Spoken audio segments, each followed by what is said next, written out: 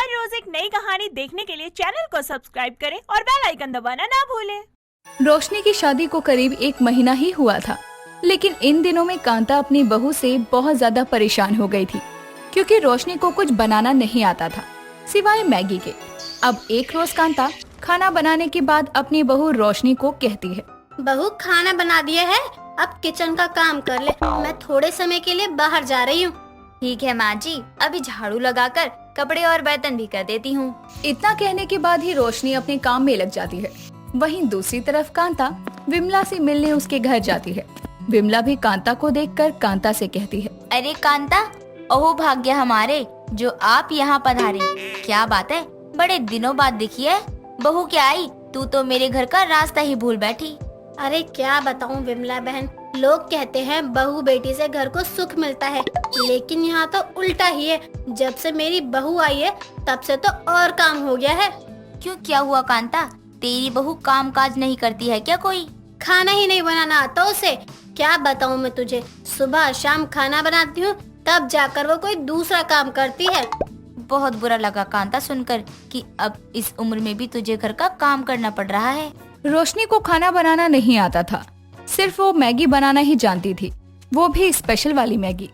अब कांता और विमला काफी समय एक दूसरे से बात करने के बाद कांता के घर आते हैं और विमला ये देखकर हैरान थी कि उसके सामने ही कांता की बहू बैठी थी, लेकिन वो कुछ अजीब सा खा रही थी।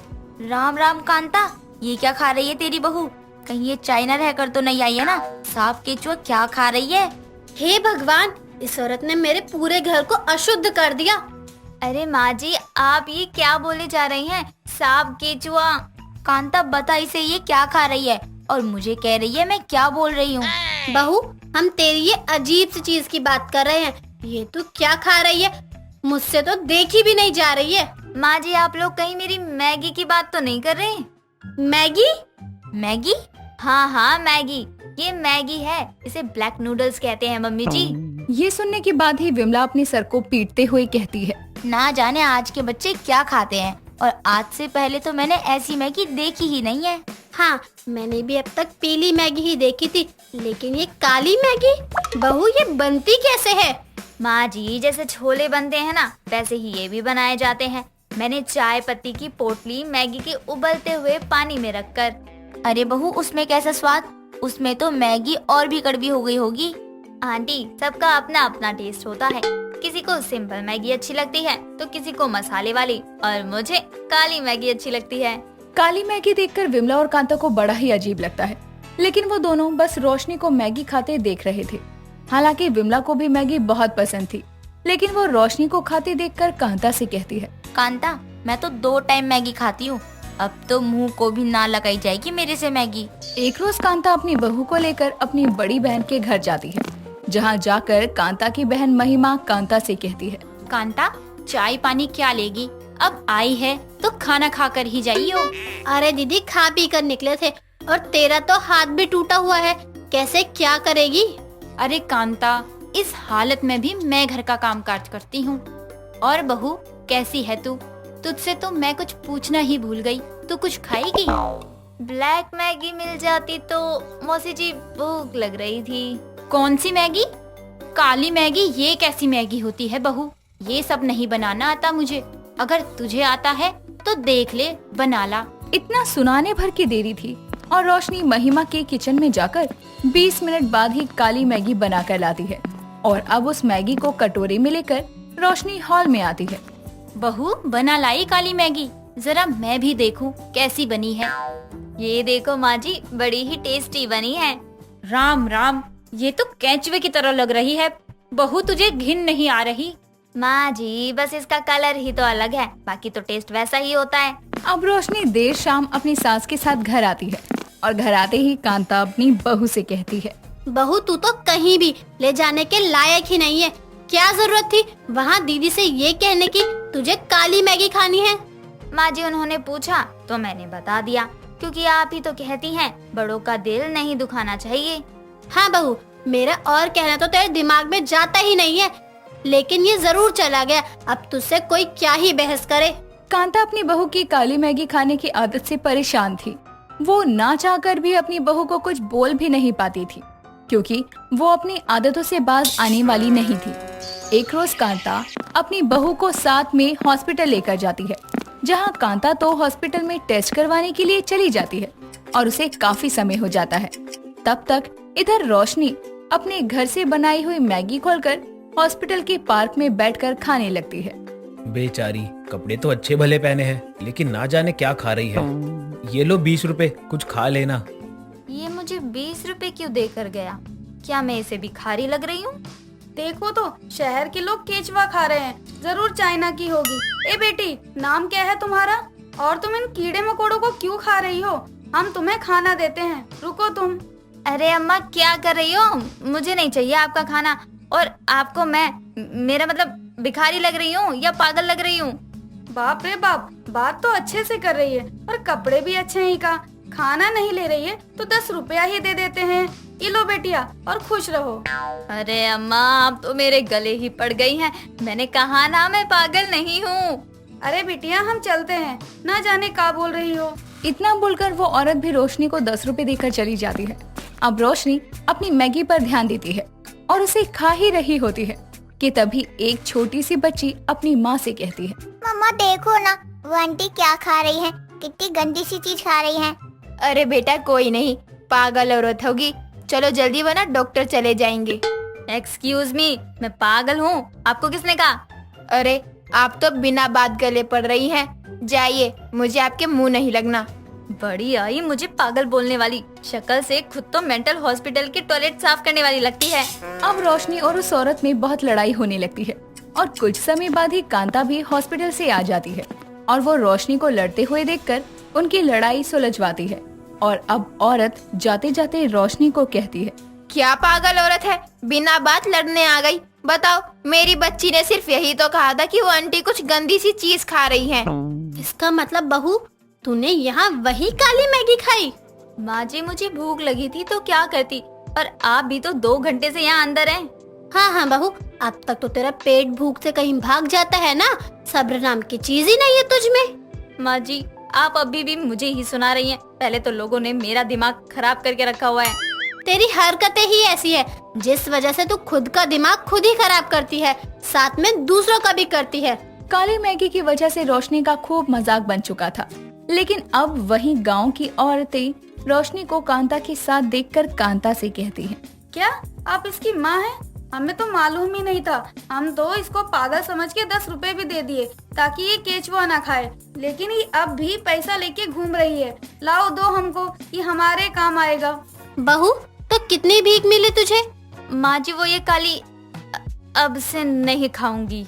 अब इस इंसिडेंट के बाद ही रोशनी की ये काली मैगी खाने की आदत जाती है। पूजा बहुत ही मनमोहक स्वभाव की थी। पूजा को खाने का बहुत शौक था।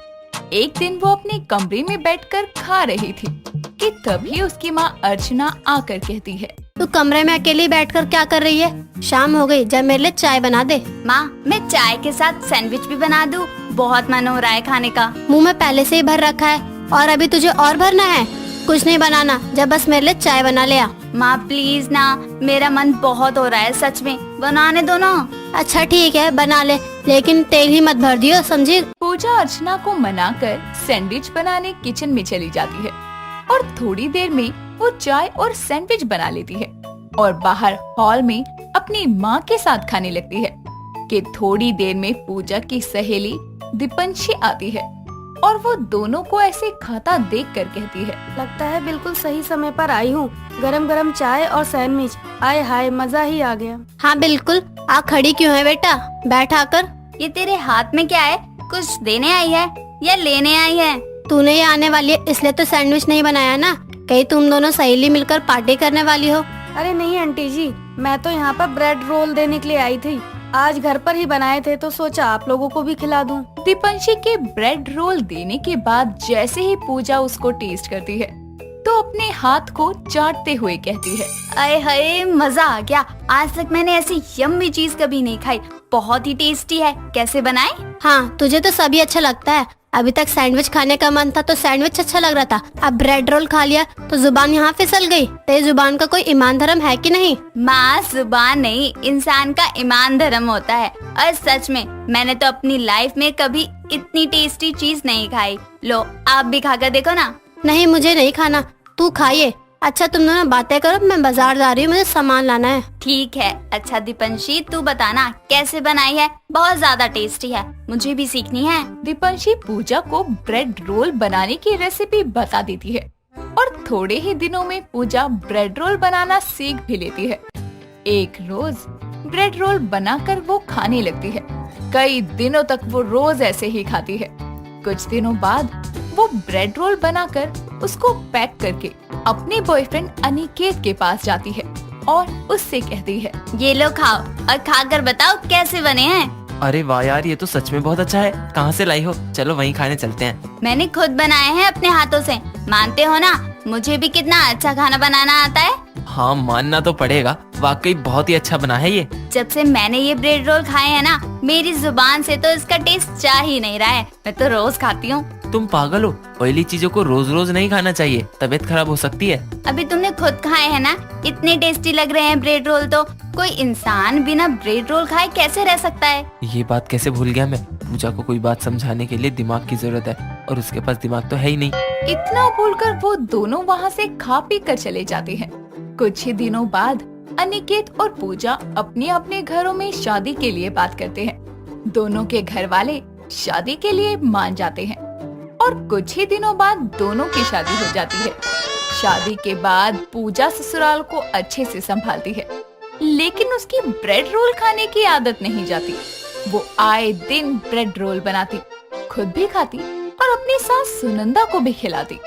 सुनंदा को भी पूजा के बनाए ब्रेड रोल बहुत पसंद आते। वो भी आए दिन बोलती थी ब्रेड रोल बनाने के लिए। दोनों सास बहू को यूं रोज रोज इस तरह ब्रेड रोल खाता देखकर एक दिन अनिकेत दोनों से कहता है, तुम दोनों को अपनी सेहत का बिल्कुल भी ख्याल नहीं है क्या? इतना ज्यादा ऑयली खाना। और पूजा जरा अपने आप को देखो, तुम्हारा वजन कितना बढ़ता जा रहा है, थोड़ा तो ख्याल रखो। तुझे नहीं खाना तो मत खाया करना, लेकिन हमें रोक क्यों रहा है? बहू इतना अच्छा ब्रेड रोल बनाती है, मैं तो बोलती हूँ तू भी खाया कर। माँ आपको तो अपनी बहू को समझाना चाहिए और आप हो कि मुझे ही बोल रही हो। आप भी ना, हमने थोड़े ब्रेड रोल क्या खा लिए, आपको चिढ़ होने लगी। एक तो वैसे ही आज इतने दिनों बाद खाया है और आप फिर शुरू हो गए। तुम माँ को तो देखो, उनका शरीर इतना ऑयली खाना नहीं झेल सकता और तुम हो कि खुद तो खा ही रही हो और माँ को भी खिलाई जा रही हो। बहू मुझे नहीं खिलाती, मुझे अच्छा लगता है तभी मैं खाती हूँ। तू बहू को बोलना बंद कर पहले। सुनंदा और पूजा मिलकर अनिकेत को ही चुप करवा देते हैं और दोनों फिर से ब्रेड रोल खाने लगते हैं। अनिकेत जब जब उन्हें रोकता तो वो उसे ही बार बार चुप करवा दिया करते, लेकिन अपनी इस आदत को नहीं छोड़ते। कुछ दिनों बाद जब सुनंदा अपने कमरे में बैठी होती है तो सुनंदा पूरे दिन अपने कमरे में ही रहती है, थोड़ी देर के लिए भी कमरे से बाहर नहीं आती। तो पूजा उसके कमरे में जाकर अपनी सास को कहती है, क्या हुआ माँ जी, आप आज बाहर क्यों नहीं गई? पूरा दिन निकल गया, तबीयत तो ठीक है ना आपकी? पता नहीं बहू, अजीब सा मन हो रहा है, उल्टी भी हो गई 2 बार, कुछ ठीक सा नहीं लग रहा। कोई बात नहीं माँ जी, बदलते मौसम की वजह से हो रहा होगा। ये लो, मैं आपके लिए ब्रेड रोल लाई हूँ, ये खा लो, ठीक हो जाओगी आप। हाँ सही बोल रही है तू, शायद मौसम की वजह से हो रहा होगा, लेकिन मेरा ब्रेड रोल खाने या कुछ भी खाने का बिल्कुल भी मन नहीं है। एक तो खाना ही पड़ेगा, खास आपके लिए बना कर लाई हूँ मैं। खास आज चीज वाले बनाए हैं, खाकर बताओ कैसा बना है। ठीक है, तू अब इतने प्यार से लाई है तो खा लेती हूँ। पूजा की बात मानकर सुनंदा ब्रेड रोल खा लेती है और खाने के थोड़ी देर बाद ही उसे चक्कर आते हैं, वो गिर जाती है।